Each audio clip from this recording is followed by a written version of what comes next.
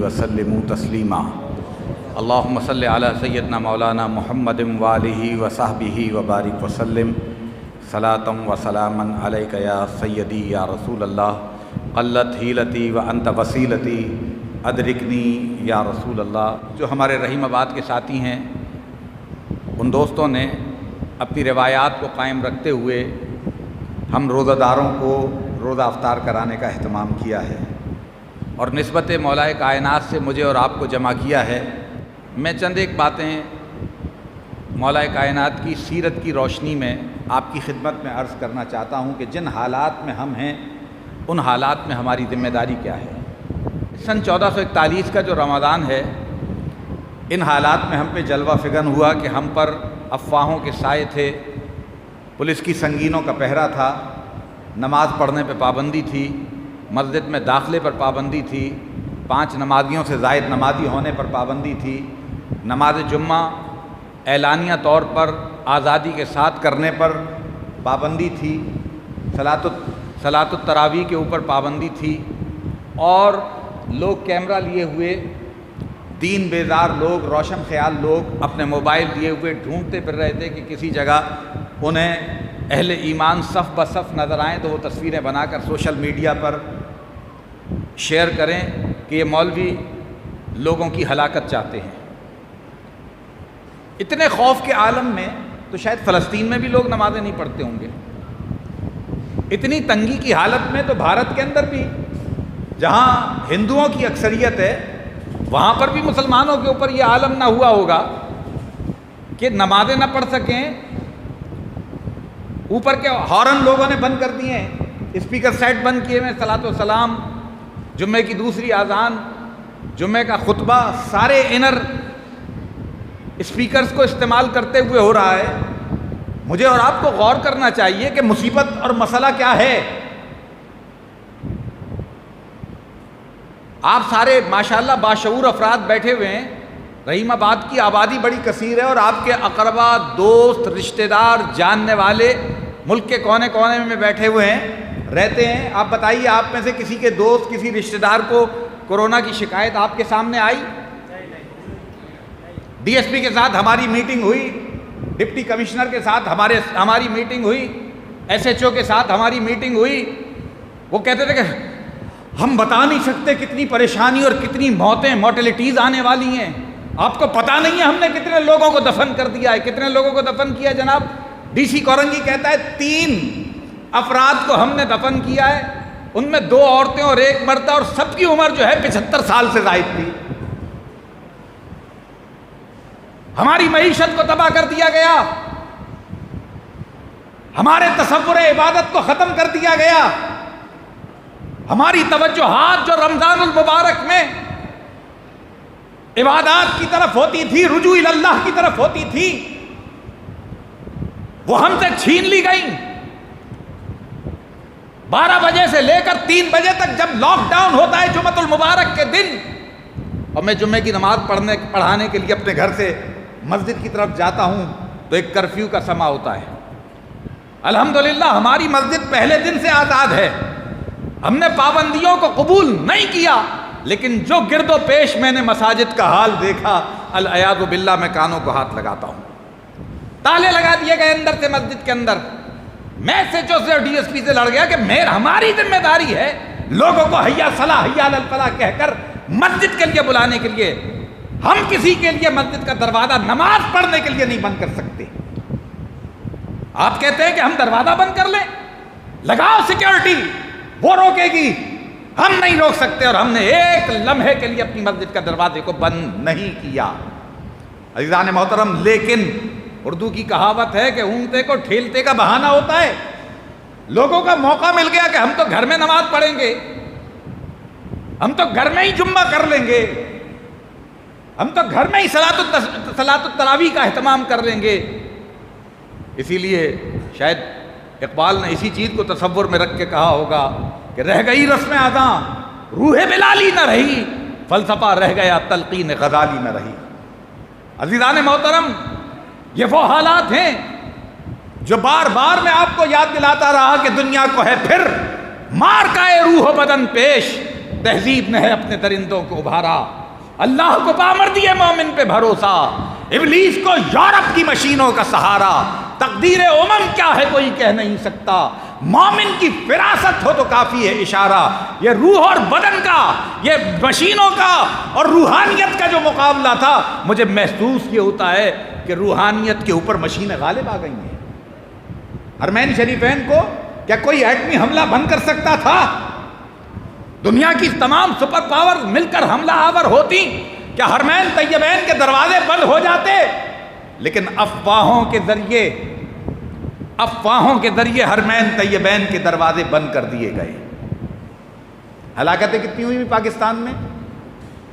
3 مہینے کے اندر 800 ہلاکتیں، یہ جی کورونا سے مرے ہیں۔ لیکن اعداد و شمار کہتے ہیں مارچ، اپریل، مئی، ان 3 مہینوں میں پاکستان کے کراچی کے قبرستانوں میں تو معمول سے کم لوگوں کی تدفین ہوئی ہے، معمول سے کم لوگوں کی تدفین ہوئی ہے۔ کیا وجہ ہے؟ ایک جنازہ بھی نہیں ہوا ہمارے یہاں، مولانا کہیں ہمارے ایک جنازہ بھی نہیں ہوا۔ اللہ العیاذ باللہ، 2.5-3 مہینے کے اندر غوثیہ مسجد میں ایک جنازہ نہیں آیا۔ ہمیں اس جھوٹے تصور کو شکست دینا ہوگی۔ بل گیٹس نے اپنی ٹیکنالوجی کو استعمال کر کے مسلمانوں سے ان کی دینی شعور اور حمیت کو چھیننے کی کوشش کی، اور ساری پابندیاں ہمارے لیے، نہ مجلس پہ پابندی، نہ جلوس پہ پابندی، نہ ماتم پہ پابندی، نہ روڈ گھیرنے پہ پابندی۔ پابندی ہے تو صرف ہم پر کہ ہم مسجدوں کے اندر اجتماعات نہ کریں، اگر کریں تو خوف کے عالم میں کریں۔ عزیزان محترم، اس نظام کو مجھے اور آپ کو بدلنا ہوگا، اس تصور کو ہمیں شکست دینا ہوگی۔ عزیزان محترم، موت آئے تو کیا نامراد شاہ موت کو روک سکتا ہے؟ ناصر شاہ موت کو روک سکتا ہے؟ جناب علوی صاحب جو ہمارے صدر پاکستان ہے وہ روک سکتے ہیں؟ عمران خان نیازی موت کو روک سکتا ہے؟ جب یہ موت کو روک نہیں سکتے تو یہ زندگی بھی نہیں دے سکتے۔ میرا رب ہے جو ضرر بھی پہنچاتا ہے اور نفع بھی پہنچاتا ہے۔ یہ تصور، یہ کانسیپٹ ہمارے اندر پختہ ہونا چاہیے، اور اس تصور کے ساتھ رجوع اللہ اس ماہ مبارکہ میں ہونا چاہیے۔ عزیزان محترم، میں یہ نہیں کہتا کہ ہم کوئی ایسا سوشل بائیکاٹ کریں، ہم کوئی ایسا گورنمنٹ کے خلاف جنگ کا اعلان کریں، لیکن اپنے حقوق کے لیے، اپنے دین کے تحفظ کے لیے، اپنی روایات کے تحفظ کے لیے ہمیں کھڑا ہونا ہوگا۔ آج مولا کائنات کی یاد کے حوالے سے ہم یہاں جمع ہیں رمضان المبارک میں۔ مولا کائنات کی سیرت طیبہ کے 2 واقعات آپ کے سامنے پیش کروں گا کہ جب دعوت ذوالعشیرہ کے تیسری دعوت ذوالعشیرہ کے موقع پر جب ابی لہب نے شور مچایا تو جناب ابی طالب نے ابی لہب کو بٹھایا کہ خاموش ہو کر بیٹھ، سن تیرا بھتیجا محمد کیا کہہ رہا ہے صلی اللہ علیہ وسلم۔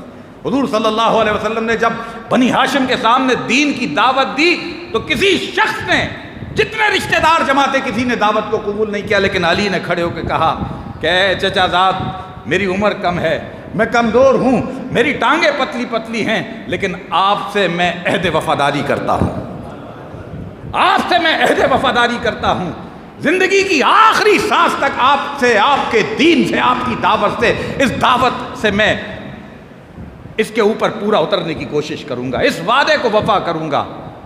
اور 19 رمضان المبارک فجر کے وقت عبد الرحمن ابن ملجم نے جب سیدنا مولا کائنات کے اوپر تلوار سے وار کیا، ضرب لگائی، تو وہ تلوار حضرت علی کے امامے کو کاٹتی ہوئی، پیشانی کو کاٹتی ہوئی بھموں تک آ گئی۔ آپ کے پیشانی سے لہو بہا، خون سے داڑھی سرخ ہو گئی۔ جب خون سے داڑھی سرخ ہو گئی تو امام حسن جب حضرت علی کو سہارا دینے کے لیے آئے تو پوچھا، بیٹا حسن دیکھو میری داڑھی خون سے سرخ ہو گئی ہے کیا؟ تو حضرت امام حسن نے فرمایا، ہاں بابا جان، آپ کی سفید داڑھی جو ہے خون سے سرخ ہو گئی ہے۔ تب آپ نے کہا کہ فزت برب الکعبہ، رب کعبہ کی قسم میں کامیاب ہو گیا۔ وہ وعدہ جو مصطفیٰ کریم کے سامنے کیا تھا کہ زندگی کی آخری سانسوں تک آپ کے دین سے وفاداری کو نبھاؤں گا، آپ سے وفاداری کو نبھاؤں گا، اللہ نے مجھے اس وعدے میں کامیاب و کامران کر دیا۔ عزیزان محترم، میں آپ ہم سب کی جب پیدائش ہوئی، سب صاحبان ایمان ہیں، ہمارے کان میں ہمارے کسی خاندان کے بزرگ نے آ کر اذان کہی تھی، اقامت کہی تھی۔ یہ اذان و اقامت قالوا بلا کے بعد یہ وہی عہد تھا جس کو ہمیں نبھانا ہے۔ ہمارے کان میں جو حی علی الصلاۃ حی علی الفلاح کی صدائیں گونجی تھیں پیدائش کے بعد، زندگی کی آخری سانس تک اس حی علی الصلاۃ اس حی علی الفلاح کے پیغام کو مجھے اور آپ کو زندہ رکھنا ہے۔ عزیزان محترم، آپ میں سے بہت سارے لوگ جمعیت علماء پاکستان سے وابستہ ہیں اور بہت سارے لوگ جمعیت علماء پاکستان سے وابستہ بھی نہیں ہیں، لیکن جمعیت علماء پاکستان سے محبت رکھتے ہیں۔ جو محبت رکھتا ہے ذرا ہاتھ تو بلند کرے، اللہ تعالیٰ آپ کو اجر عطا فرمائے۔ اس محبت کا واسطہ، اس اذان کا واسطہ، اس اقامت کا واسطہ جو وقت پیدائش آپ کے کانوں میں کہی گئی تھی، آپ کو اس اذان و اقامت کی بقا کے لیے کھڑا ہونا ہوگا۔ اگر ہم نے خاموشی رکھ لی، ابھی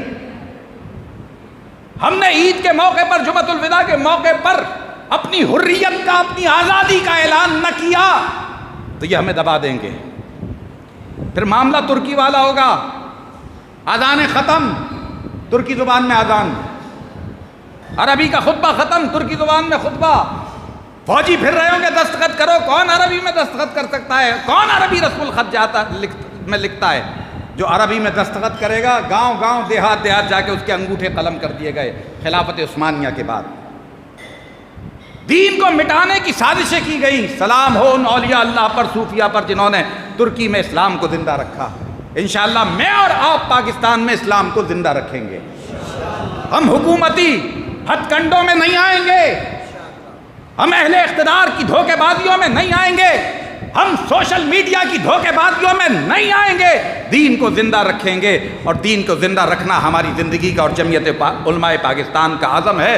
میں گزارش کروں گا اپنے دوستوں سے کہ جو ابھی تک جمعیت علماء پاکستان کے خادم نہیں بنے، وہ جمعیت کے خادم بنیں، اپنے دوستوں، رشتہ داروں، اقربا تک نظام مصطفیٰ کے پیغام کو پہنچائیں۔ اللہ رب العالمین میرا اور آپ کا حامی و ناصر ہو۔ وما توفیقی الا باللہ۔ ربنا تقبل منا انک انت السمیع العلیم وتب علینا یا مولانا انک انت التواب الرحیم۔